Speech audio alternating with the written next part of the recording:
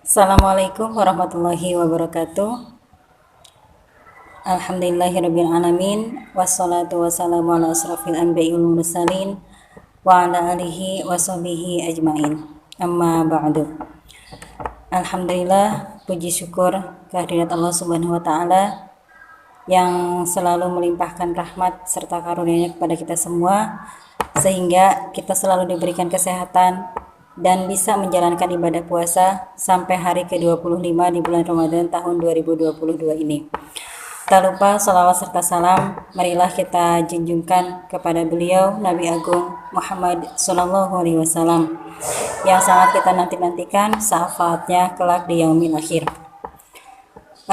Tak banyak yang bisa saya sampaikan pada kesempatan sore hari ini mengenai amaliyah Ramadan, baik itu puasa, hal-hal yang membatalkan puasa, hal-hal yang membatalkan pahala puasa sudah pernah disampaikan oleh pengisi kultum terdahulu.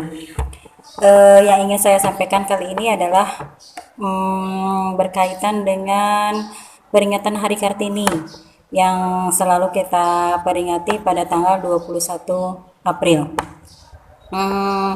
Seperti yang kita ketahui, beliau Raden Ajeng Kartini merupakan seorang wanita pahlawan nasional. Tapi banyak yang tidak kita ketahui tentang beliau secara detail. Sejarah yang diajarkan ketika kita sekolah di SMP, di SMA menyebutkan beliau adalah pejuang dari emansipasi wanita. Beliau banyak menulis surat kepada seorang tokoh nyonya wanita berkebangsaan Belanda, Nyonya Abendanon, dan surat-surat itu dikumpulkan kemudian dibuat sebuah buku dengan judul Habis Gelap Terbitlah Terang. Nah, sebagai seorang muslim, kita terutama wanita muslim sangat pantas untuk meneladani beliau, tapi kita juga perlu tahu yang kita teladani itu apakah akidahnya sama dengan kita, apakah beliau seorang muslim atau bukan. Zaman penjajahan Belanda waktu itu kurang lebih tahun 1900, Belanda datang ke Indonesia. Salah satu misinya mungkin menyebarkan agama yang mereka anut, yaitu agama Kristen.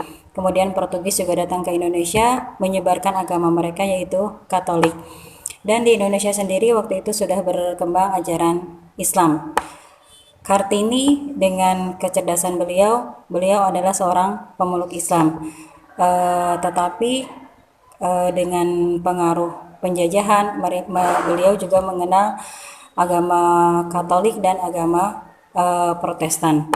Nah, keislaman beliau itu diketahui dari suratnya yang disampaikan kepada Nyonya Abendanon. Beliau menyebutkan bahwa di samping mereka itu ada sebuah gunung atau harta karun yang tidak ternilai harganya, tetapi mereka tidak tahu cara mempelajari dan menggali gunung tersebut. Nah, gunung yang dimaksud oleh beliau dalam surat itu adalah Al-Quran.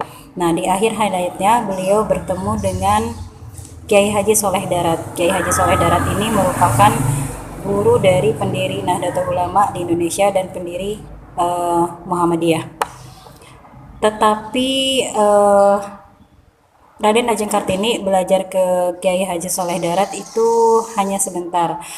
Beliau membaca tentang tafsir Al-Quran, kemudian merasa tertarik dengan Al-Quran dan bertemu dengan Kiai Haji Soleh Darat. Kepada Kiai Haji Soleh Darat, beliau Raden Ajeng Kartini belajar tentang tafsir surat Al-Fatihah.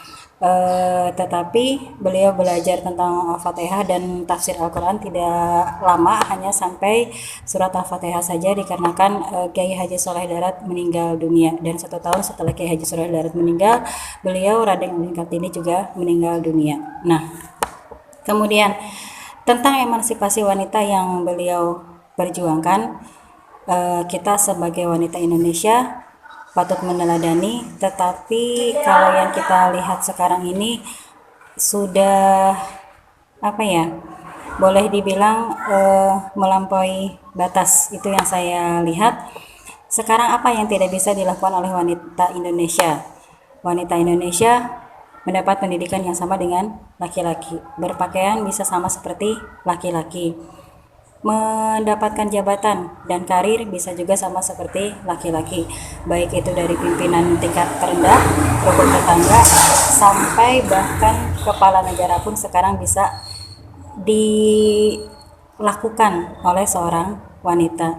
Nah, sangat miris sekali ternyata di tahun sekarang, beberapa abad setelah beliau Raden Ajeng Kartini meninggal, emansipasi wanita sangat berkembang pesat, sehingga yang sekarang terjadi perbedaan laki-laki dan perempuan hanya sebatas di masjid dan di musola.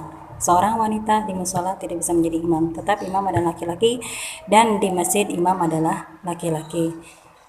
Tapi sebagai wanita, walaupun kita punya pendidikan, walaupun kita punya karir, walaupun kita punya jabatan, hendaknya tidak lupa kodrat wanita sebenarnya, yaitu mengurus rumah dan anak-anak kita.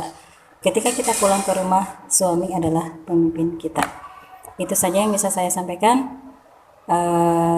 Mohon maaf atas kekurangan, mudah-mudahan ada manfaatnya. Wassalamualaikum warahmatullahi wabarakatuh.